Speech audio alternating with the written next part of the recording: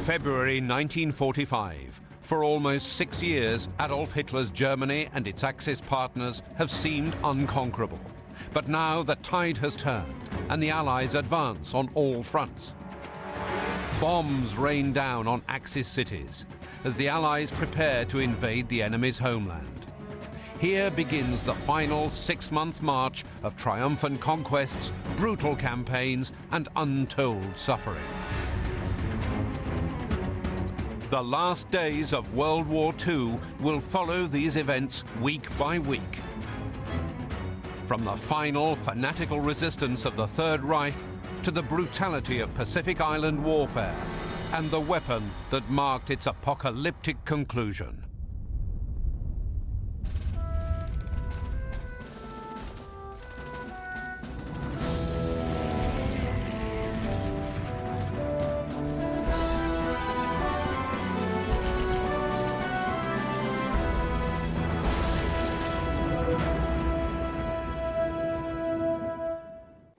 February 1945. Germany is under attack from all sides. The Third Reich is pounded day and night by Allied bombers. Ancient cities like Cologne now lie in ruins. On the Western Front, Allied troops have repulsed Hitler's Ardennes offensive in the Battle of the Bulge. His ill-conceived attack cost his army dearly. Now the Allies resume their advance, crossing the border with less resistance than anticipated. But the next major obstacle looms, the River Rhine. In Italy, Allied forces, including the British 8th Army, are preparing to launch a new offensive. They wait for the weather to clear. The Soviet juggernaut continues to roll in from the east. Fighting rages as Soviet units race to the River Oder, the last natural barrier before Berlin. The Red Army had conquered Budapest on the 13th of February. Most of the Balkans are occupied. In Burma, General Slim's 14th Army is on the road to Mandalay. The back of the Imperial Japanese Army had been broken the year before at Impal and Kohima, but Japanese resistance remains fierce. In the Pacific, the US island-hopping campaign begins its bloodiest phase on the 19th of February. The first of 60,000 US Marines scramble ashore on a tiny volcanic island, 650 miles south from Japan. For the first time in centuries, foreign troops have set foot on Japanese soil. At first, it seems as though the Japanese are not at home. But this is the beginning of one of the bloodiest battles of World War II.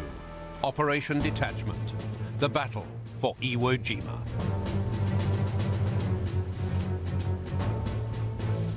What surprises the Marines who try to capture Iwo Jima is not the fanaticism of their enemy, but his cleverness. The Japanese are going to fight a different kind of war in Iwo Jima. What they're going to do is they're going to dig down deep. They're going to put themselves in fortified caves and pillboxes and bunkers. They're going to camouflage themselves. They're going to let the Americans come to them. At the peak of its power, the Japanese Empire had invaded Indonesia and Malaysia, controlled the Philippines, Hong Kong, Singapore, Burma, all in the wake of her devastating attack on Pearl Harbor.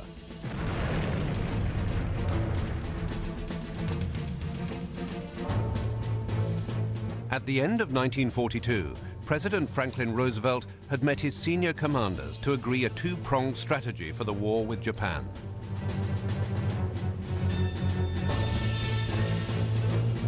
Admiral Chester Nimitz would direct an amphibious thrust across the Central Pacific, seizing island after island occupied by the Japanese.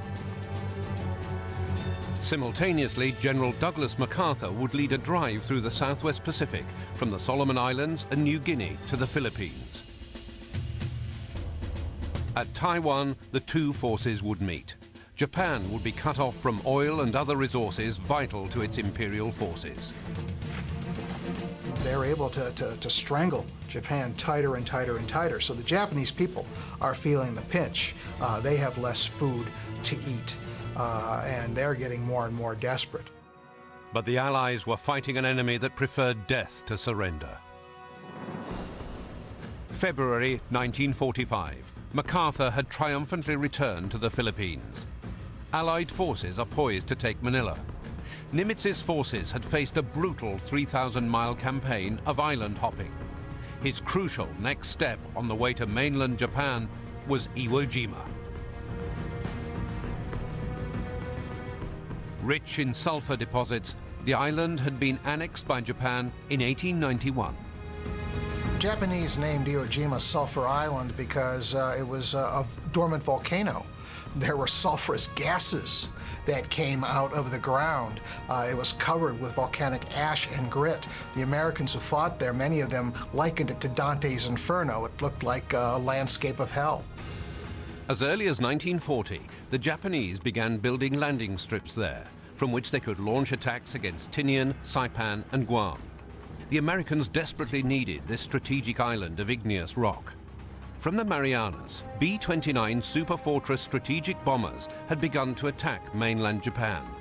But the Japanese air defenses were proving unexpectedly effective, and B-29 losses were mounting. Iwo Jima had radar, which aided the Japanese air defense in trying to intercept the B-29s. So to capture Iwo Jima would weaken Japan's air defenses. Iwo Jima could be used as an emergency landing strip for B-29 bombers that sustained damage or developed engine trouble, and the planes often could be saved to fight again another day. The order to capture Iwo Jima was given to the legendary Marine Lieutenant General Holland Smith. Nicknamed Howling Mad, Smith had been commander of Fleet Marine Forces Pacific since August 1944. A salty leatherneck, he led amphibious assaults on Tarawa and Saipan. Iwo Jima would be his toughest battle yet, and the toughest US Marines had fought in their 169-year history. Under General Smith's command were 3 Marine divisions. The actual assault would be led by Major General Harry Schmidt, commander of the 4th Marine Division.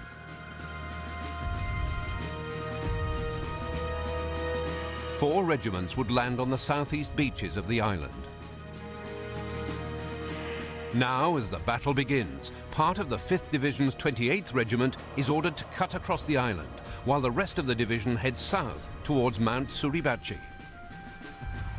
The 4th Division will swing north and east to secure the 1st Airfield and move on to clear the rest of the island. The US commanders know that to secure the island, they will first have to take its highest point, the 550-foot-high extinct volcano Mount Suribachi. Mount Suribachi is the highest point on Iwo Jima, and it was on the left flank to the south of the American landing beaches. You know, it towers over the entire island, and the Americans know that there are Japanese artillery observers there. All the heavy fire they're receiving from Japanese cannon and from mortars, they know is being directed at them from Suribachi, and in their eyes it becomes kind of a focus of all the evil, all their problems on Iwo Jima. Dug in on Iwo Jima, Smith's opponent will be Japanese General Tadamichi Kuribayashi. He had few illusions about what he would face. In the 19th century, the Japanese army had been transformed from medieval to modern in just 30 short years. But it was still firmly entrenched in Bushido.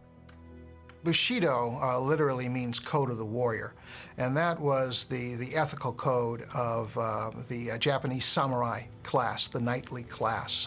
It stressed chivalry, self-sacrifice, utmost devotion to whatever master you're serving. Kuribayashi was a true Japanese warrior, born to a samurai family. But he had also studied in the United States before World War II and insisted that Japan would never win a war against the immense resources of the US. At Iwo Jima, the Japanese would take a new and frightening approach. They would wait to attack US troops as they moved inland. They were ordered to fight to the death, causing as many American casualties as they could in the process. I couldn't understand the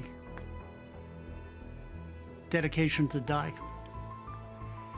I mean, they were told by their commanding general that before you as an individual die, you ought to kill 10 Marines. And it's like the kamikaze pilots. I mean, it was hard for us to understand. We wanted to live. We didn't want to die. They knew they were going to live, and but they want to do as much damage as they possibly could.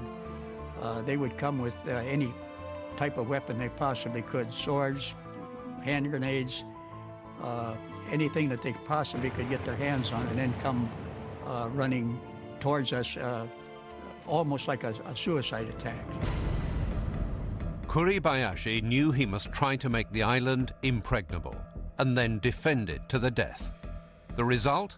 One of the most ingenious fortresses in the history of warfare. 11 miles of tunnels, tall enough for troops to run through. Electricity throughout. 650 blockhouses and pillboxes. Even a hospital with 400 beds carved out of the rock walls.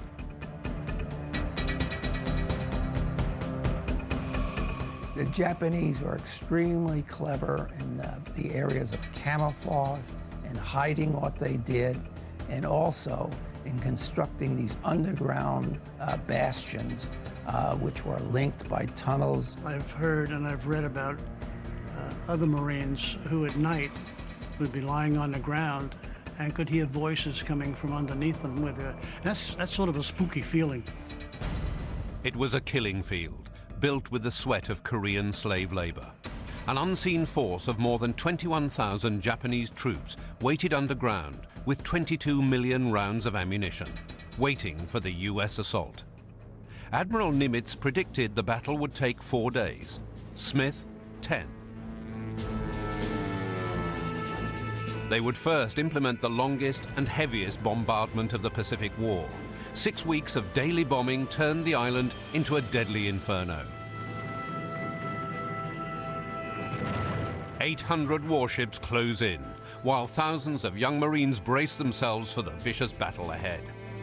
They were well dug in, and miles of tunnels, and so the bombardment done nothing to them. There were still 20,000 Japanese waiting for us when we got there. The US Marines hit the beaches, and the struggle for Iwo Jima begins.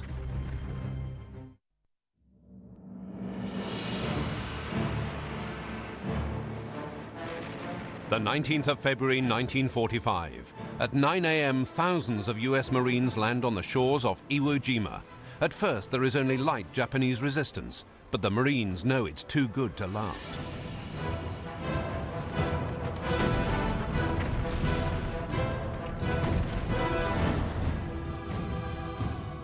We landed on Yellow Beach, just below the first airport. And as we got ashore, we had no resistance at all for the first 30, 40 minutes, and then all hell broke loose. The Japanese turned Iwo Jima into an 8 square mile ambush site. And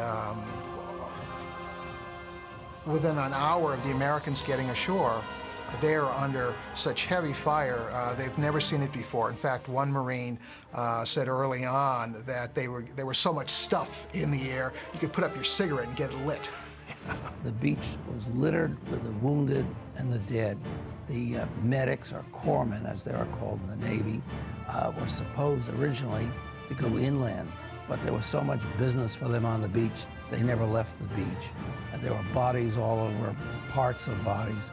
It was extremely agonizing for the Marines, seeing their comrades being just destroyed beside them. Shells crash into the packed landing beach. The beaches are made up of loose volcanic ash, making it impossible for the Marines to dig foxholes. There is little protection on offer from the incoming fire. It was like walking in mud. I mean, maybe mud's kind of wet. This was not wet. It was like talcum powder sometimes. And once the beach got crowded and the vehicles were stalled and things started backing up, that's when they opened fire on the beach. And they had the fire coming from Suribachi, and they had it coming from the other end of the island. And they could crisscross the beach with all sorts of fire, with machine gun fire, with mortar fire, with artillery. Dead and dying Marines litter the beach. Among the first to die is Gunnery Sergeant John Basilone, seen here being interviewed by New York's Mayor Fiorella LaGuardia. he had won the Marines' first Medal of Honor of the war on Guadalcanal in October 1942. He and his men are killed by a mortar shell shortly after reaching the shore. Bassilone's backpack was recovered on the beach by fellow Marines.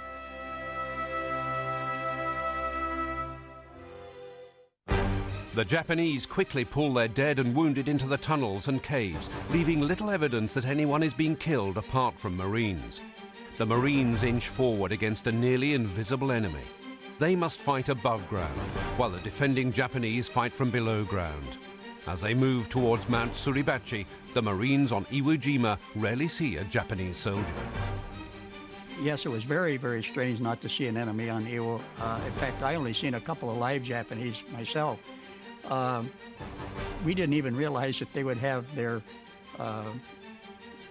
big guns, on rails, what they could run in and out and hit us and go back in and be safe. That was something kind of brand new that we never had come across up until that point in time.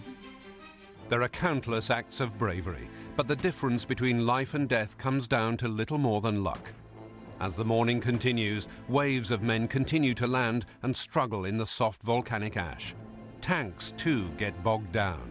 It was rough to work, and I was carrying 72 pounds on my back, and try to run in this loose sand, and you hit a ridge, well, you take a step, and you go back a foot. You're getting grippy, like you had to crawl up. One vehicle, however, is unencumbered by the terrain, the LVT, or Landing Vehicle Tract. Their cleated tracks allow the vehicles to move freely over the powder-like beaches. LVTs were first designed to carry Marines and supplies ashore from a landing ship, and then get them safely over the beach while under fire. Based on a hurricane rescue vehicle designed for use in Florida, military development began in 1939, with the first production model completed in July 1941. Later model LVTs were armored and amphibious and known as Amtraks. The vehicles used for the island campaign were a troop and cargo carrying version, which could carry up to 25 men, and one which mounted a 75mm gun for close support. Its top speed was up to 20 miles per hour on land and 10 miles per hour in water. 437 Amtraks are used at Iwo Jima.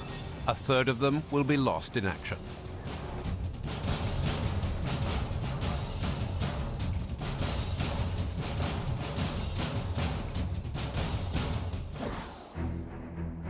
At the end of day one on Iwo Jima, some 30,000 American Marines and thousands of tons of equipment are ashore, on a beachhead just 4,400 yards long and 1,100 yards deep. But 566 Marines are dead and 1,755 lie wounded, comparable to American losses at Omaha Beach on D-Day. The day's horrors will never be forgotten by those who survived.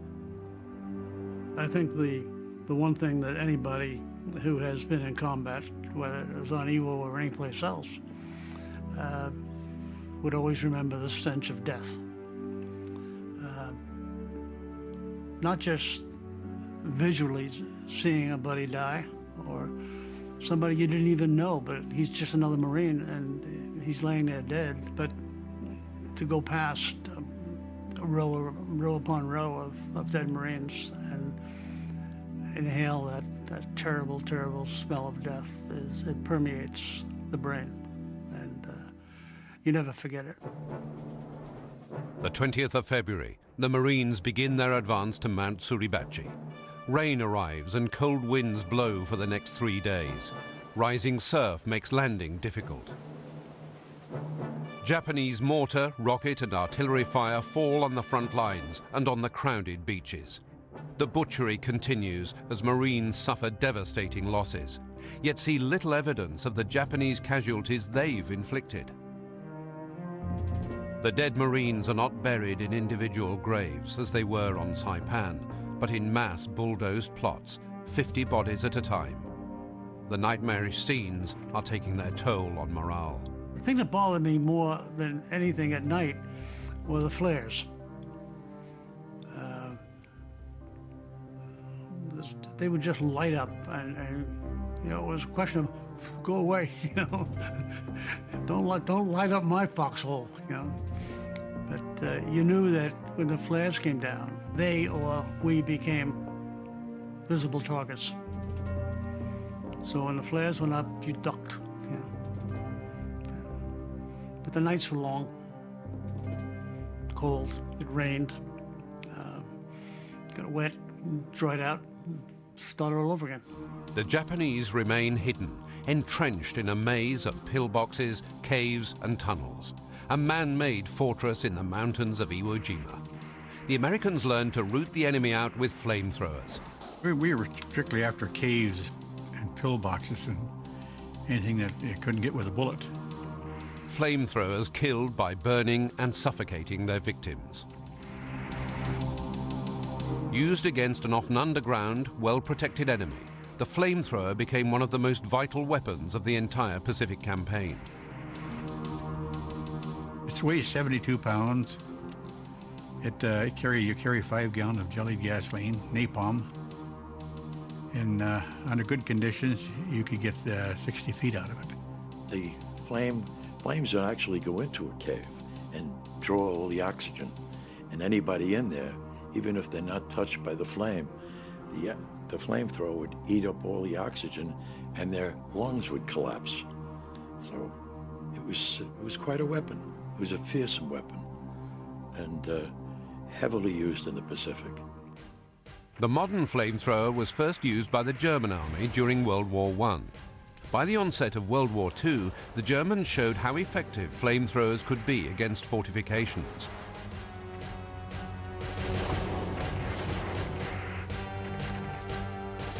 The US Army first tested flamethrowers in the 1920s, but it wasn't until August 1940 that it began to develop its own portable version of the weapon. These were invaluable against the Japanese pillboxes during the bloody Battle of Tarawa in November 1943.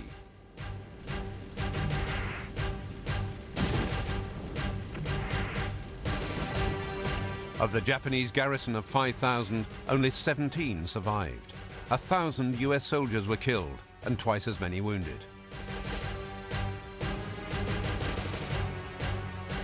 The battle taught the US a vital lesson.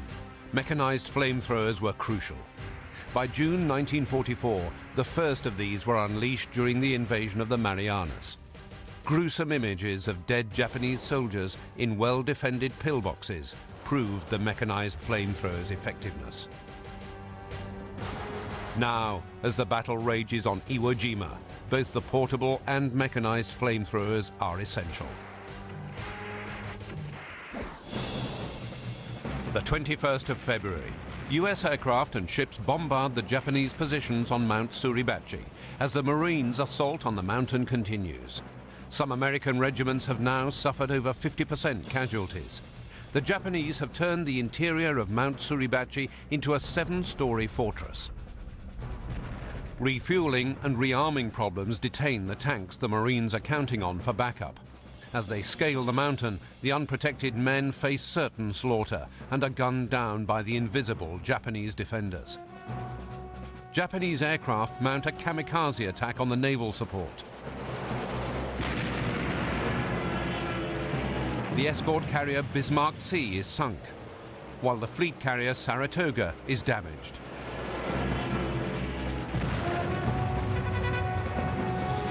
Despite these setbacks, Mount Suribachi is within grasp by day's end, due largely to the heroism of US Marines, many of whom now lie dead. I'd like to remember the casualties, the 17, 18-year-olds, that almost 6,000 of them that made the supreme sacrifice. That's the ones that really are dear to my heart. That's the ones. The fact that we took so many casualties was very depressing.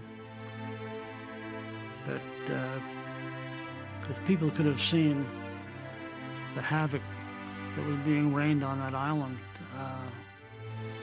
it was unbelievable.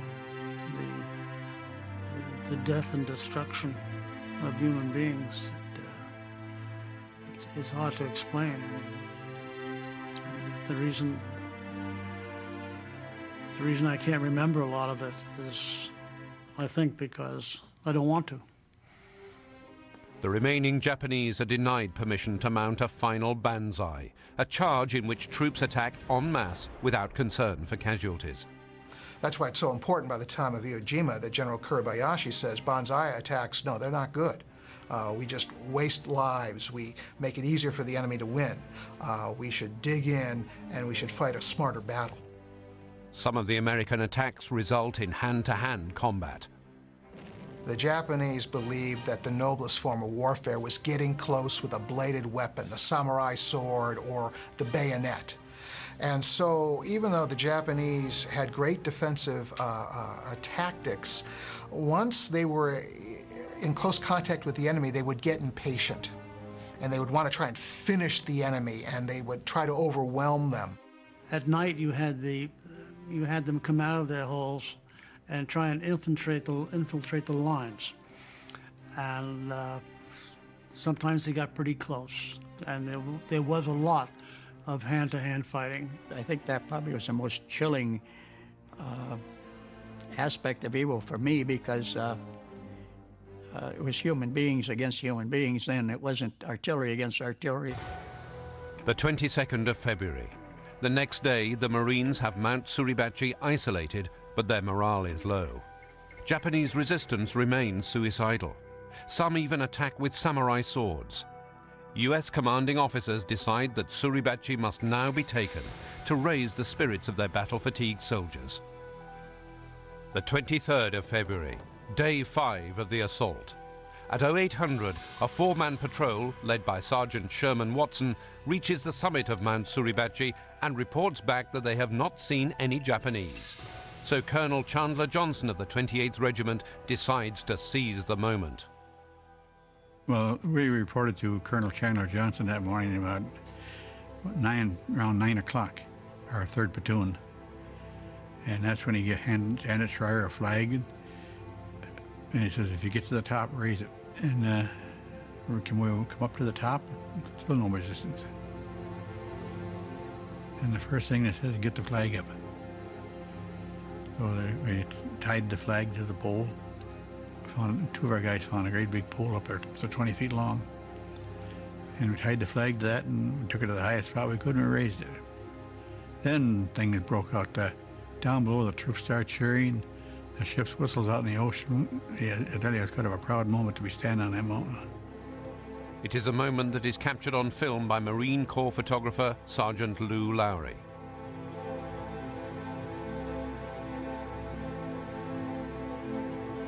In addition to Corporal Charles Lindbergh, the men who raised the flag are Platoon Sergeant Ernest I. Thomas Jr., Sergeant Harry O. Hansen, Private First Class James R. Mitchells, and Private Louis Charlo. Just feel a good feeling to me. I mean, they gave us a job, we did it. Because we never expect to get up that mountain. And the corpsman said, do you want to see something that's going to make you smile? And I said, there's nothing on this island that's going to make me smile. He said, take a look, and I turned around, and the flag was up. But just as the men celebrate, several Japanese appear from their tunnels and for the next several minutes make a final futile attempt to defend the mountain. During the fighting, Lowry dives to avoid a grenade and slides 40 feet down the steep slope. His camera is broken, but his film is safe and the Japanese scatter. Yet Lowry's image of the flag raising is not the iconic photograph that will come to embody the Pacific War. Just a short time later, a second, larger flag is raised. The troops who watched the first flag raising are not even aware that there is a second one.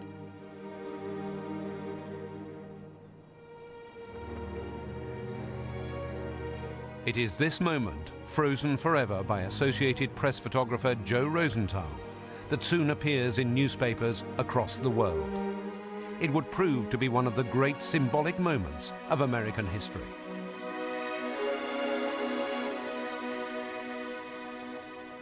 As Joe Rosenthal later described, he came very close to missing the crucial moment. He said, "I'm not in your way, am I, Joe?" And I turned to say, "No, Bill, that's fine." "Hey, there it goes." So I shot the one shot. It's the only one that I could make.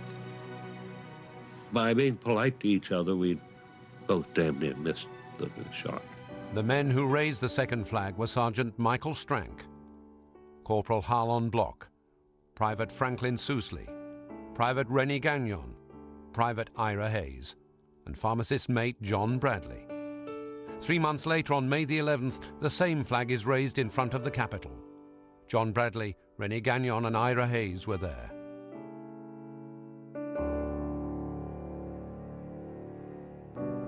Joe Rosenthal's photograph became the inspiration for the Marine Memorial in Arlington and for countless other images. But many days of ferocious fighting still lie ahead. Of the first group of flag raisers, Ernest Thomas, Harry Hansen, and Louis Charlo will die before fighting on Iwo Jima ends. Of the second group, Michael Strank, Franklin Sousley, Harlan Bloch, and film cameraman Bill Gnaust will not survive the battle.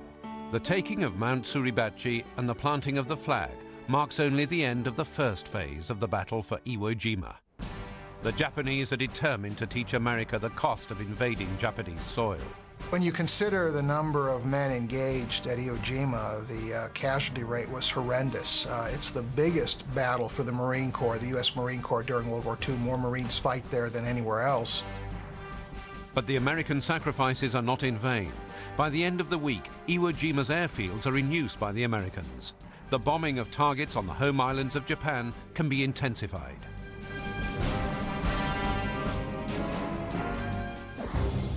1,300 miles away, the battle against the Japanese for Manila leaves 100,000 Filipinos dead. The 18th of February, the Philippines. At the beginning of the week, US troops in the Philippines under the command of General Douglas MacArthur and Japanese forces under General Tomoyuki Yamashita are engaged in brutal fighting in the streets of Manila. This, the only major urban battle fought between the US and Japanese armies, will climax in a matter of days with the attempt to capture Manila's great 16th century walled district, Intramuros.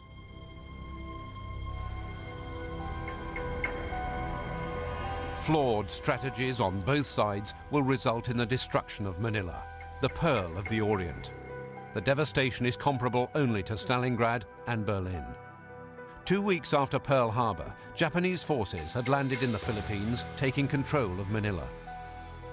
General Douglas MacArthur led an unsuccessful defense from his underground fortifications at Corregidor.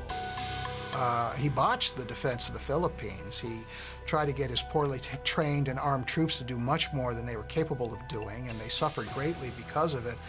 But because he was fighting the Japanese for a prolonged period, that made him a hero in the eyes of the American public. When ordered to leave his command in March of 1942, he also left the bulk of his forces, American and Filipino, to be captured. It is then MacArthur made his famous pledge, "I shall return."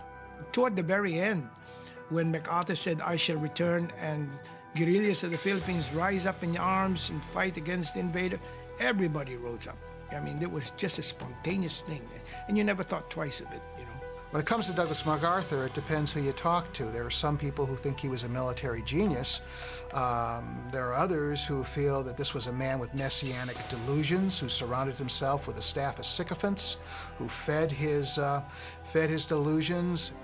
MacArthur was born in 1880 into a military family in Little Rock, Arkansas. His father fought in the Spanish-American War in the Philippines. MacArthur was a graduate of the West Point Military Academy. He served in the First World War and was decorated for gallantry on the Western Front in 1918. At 36, MacArthur became the youngest U.S. Army Brigadier General. At 45, the youngest Major General.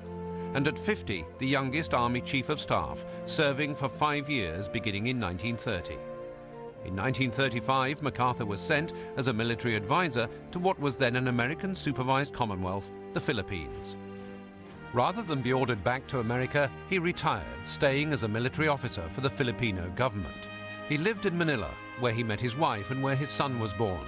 The city and its people lived deep in the heart of MacArthur.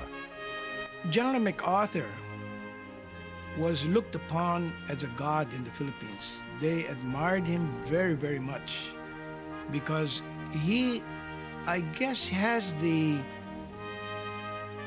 outward symbol of America. He was the big man, and he promised things that he had to do to protect the Philippines.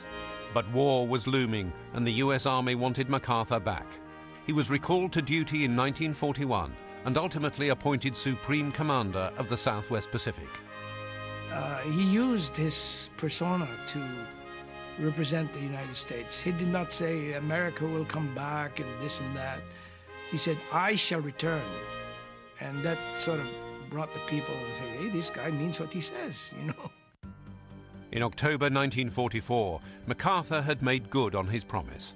Paving the way for his return, the US 6th Army, led by General Walter Kruger, made an amphibious assault on the southern Philippine island of Leyte. Here, MacArthur proudly waded to the shore of his beloved Philippines 4 times in a huge media blitz. He believed that whatever he was doing was the most important thing in the world at that time, and that he should be given maximum resources in order to conduct his campaigns. By January 1945, the 6th Army secures the Lingayen Gulf on the main Philippine island of Luzon. Standing between MacArthur and his prize of Manila are 150 miles and Japan's most feared general, Tomoyuki Yamashita, the Tiger of Malaya. General Yamashita ordered his 250,000 troops not to defend Manila. He abandoned the city and moved north into the mountains in preparation for battle. But as his forces pull back, Yamashita's order is flatly disobeyed by Rear Admiral Sanji Iwabuchi. He chooses to fight to the death and prepares his force of 17,000 Japanese Marines.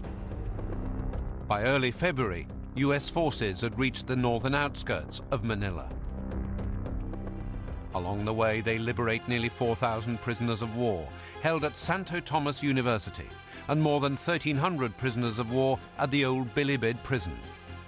Evidence begins to emerge of the appalling conditions in which the prisoners had been held. On the 7th of February, troops of the 37th Division had been ordered to cross the Pasig River southeast of the presidential palace. Having secured their bridgehead on the southern bank, they begin to fight, street by street, towards the walled city of Intramuros. By mid-February, the American forces tighten their hold on the city in the face of a fanatical Japanese resistance. Iwabuchi then orders his troops to begin massacring all Filipino civilians left in the city on the grounds that they might be guerrillas. They raised and killed from 100 to 150,000 civilians who had no idea that they were going to be raped, killed, and murdered by the Japanese forces. The killings were gruesome and systematic. The 19th of February, US forces have the center of Manila completely surrounded, and the tempo of the Japanese atrocities has increased. The suffering of the civilians has also worsened through a change in US tactics. Although aerial bombing is forbidden, the Americans now call in artillery fire to help clear obstacles, even a single sniper. Thousands of Filipino civilians are killed in the American bombardments. US troops continue to inch forward. Artillery systematically pounds Intramuros. Rear Admiral Iwabuchi has again refused to retreat. The fortress city has 2.5 miles of 20-foot walls. 2/3 of them are still standing. Inside, 17,000 Japanese Marines are preparing to fight to the last man.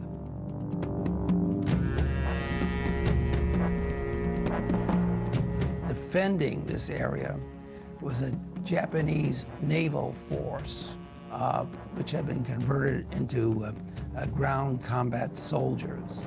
The admiral in charge of them was responsible for a great many of the atrocities that were committed There were 100,000 Filipinos taken as hostages, used sometimes as human shields, or else just plain murdered.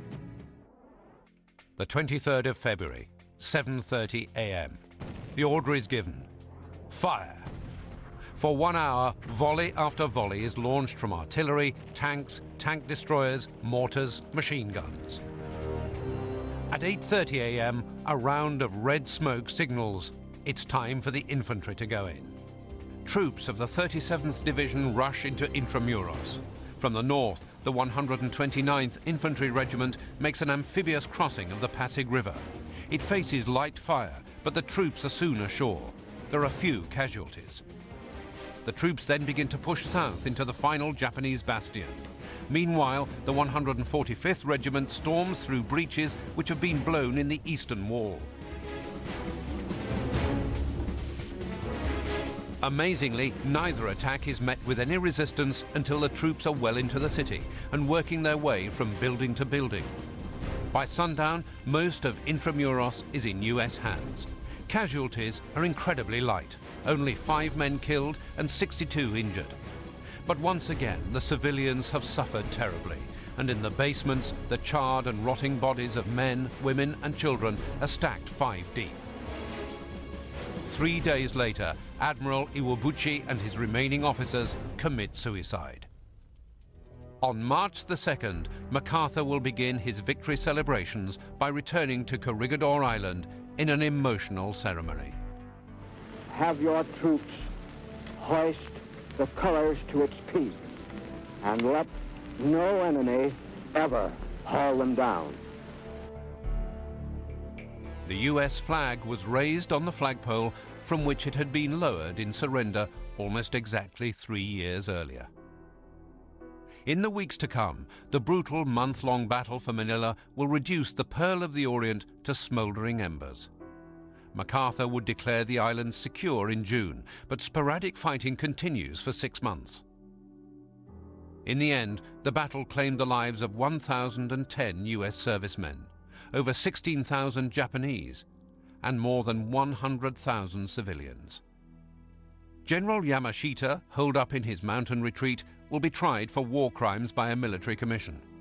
1 year to the day that Intramuros was stormed, the Tiger of Malaya would be hanged for the atrocities at Manila.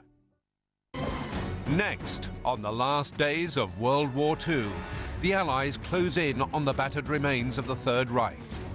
The Red Army exacts brutal revenge on German villages as they advance into East Prussia. In the Far East, the Allies attack in Burma and the Philippines as the Japanese torture of thousands of POWs is exposed in Borneo.